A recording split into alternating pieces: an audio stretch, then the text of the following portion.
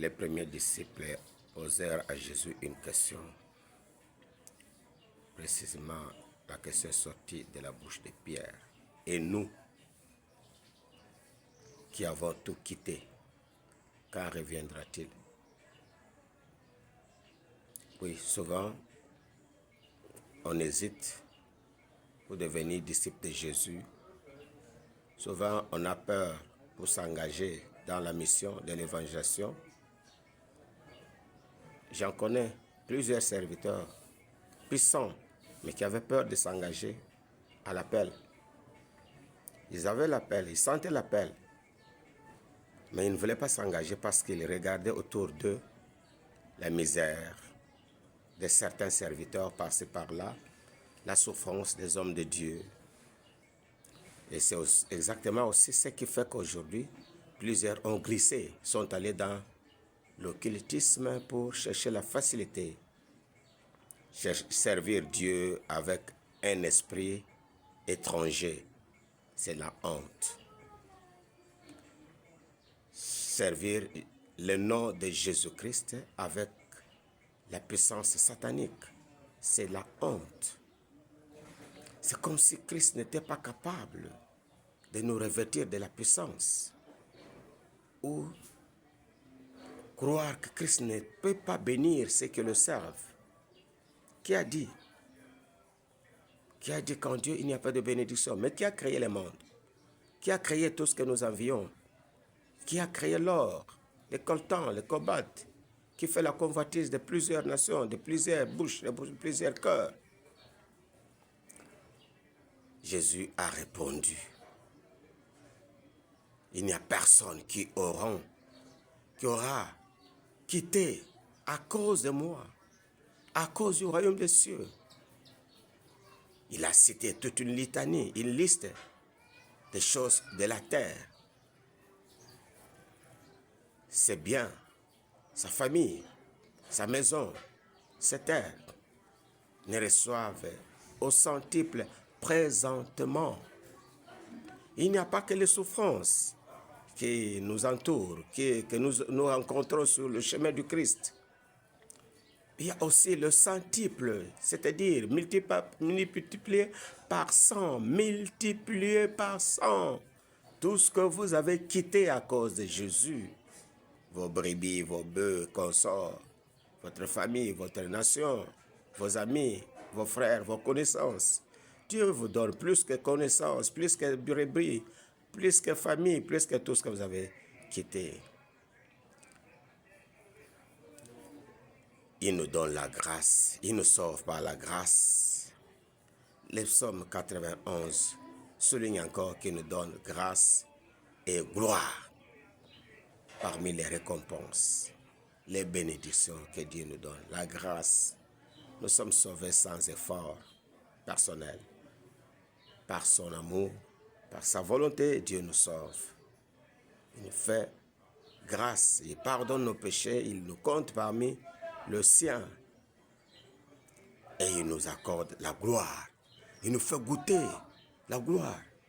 Sur cette terre, la gloire est là. La gloire du Christ, pas la gloire de Satan. Pas cette gloire-là que Satan proposait à Jésus lorsque nous lisons Matthieu 4 ou Luc 4. Sur la montagne, dans le désert, dit: je te donnerai toutes ces gloires, tous ces royaumes du monde et leur gloire si tu te prosternes devant moi.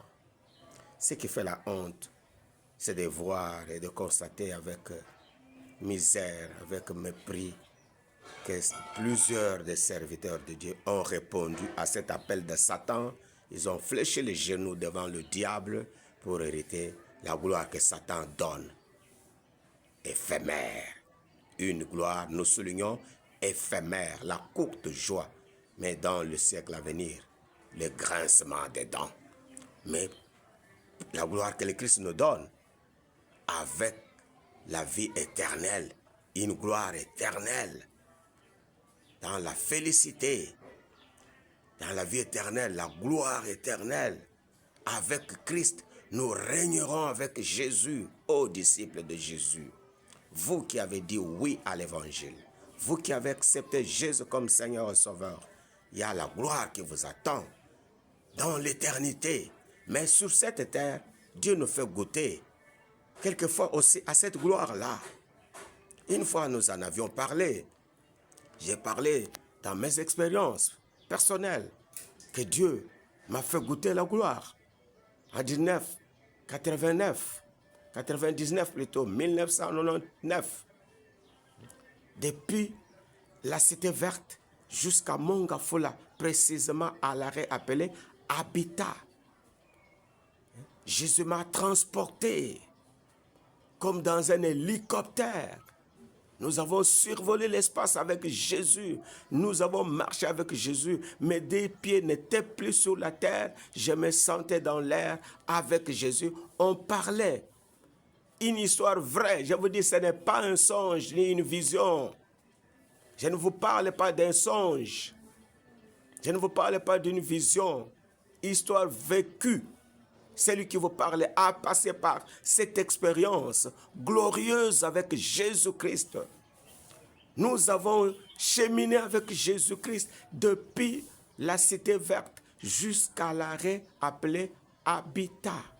Et chemin faisant, Jésus-Christ me parlait des grands privilèges.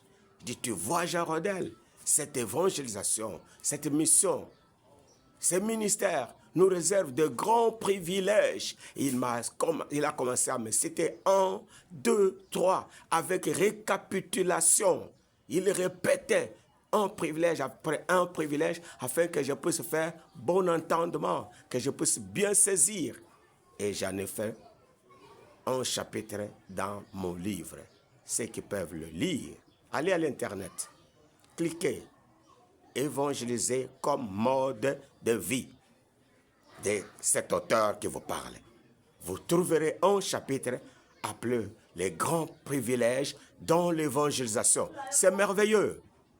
Jésus ne nous abandonne pas. Lorsque nous venons à Jésus, nous passons par la grâce et la gloire. Les tribulations sont là, les difficultés sont là. Je ne vous dirai jamais, je ne peux pas vous mentir que j'ai une vie facile. D'ailleurs, si vous vivez à côté de moi, vous serez découragés. Vous n'allez plus marcher avec Dieu, vous allez l'abandonner parce que je passe plusieurs fois par des tribulations, par des difficultés insupportables. Mais il m'a donné ce cœur-là qui endure. Il m'a donné ce cœur-là qui supporte. Il a mis à moi la clé de la persévérance. C'est pourquoi nous sommes là. Nous continuons à annoncer sa gloire avec joie. Nous continuons à témoigner son nom avec beaucoup de joie, beaucoup d'amour. Comme si nous vivons le miel chaque jour. Non, nous ne vivons pas le miel chaque jour. Il y a aussi des os à croquer. Il y a plus d'os à croquer que de la chair. Parce que Satan est sur le terrain. De temps en temps, il nous fait des crocs en jambes. Il nous jette des pots de bananes sur la route afin que nous ne puissions pas bien rouler. Mais Christ ne nous a jamais abandonnés. C'est ça la gloire. Il est toujours avec nous. Du haut en bas, on passe avec Jésus. Même quand on traverse la vallée de l'homme de la mort, nous ne craignons aucun mal parce qu'il est avec nous. Sa houlette est là. Sa houlette est là. Et son bâton nous rassure. Serviteurs de Dieu, engagez-vous dans la mission. Ô disciples, soyez heureux de participer à toutes ces séries de formations des disciples. Priez pour nous aussi. Que le nom de Jésus soit béni. Que l'onction abonde où ce témoignage de Jésus arrivera.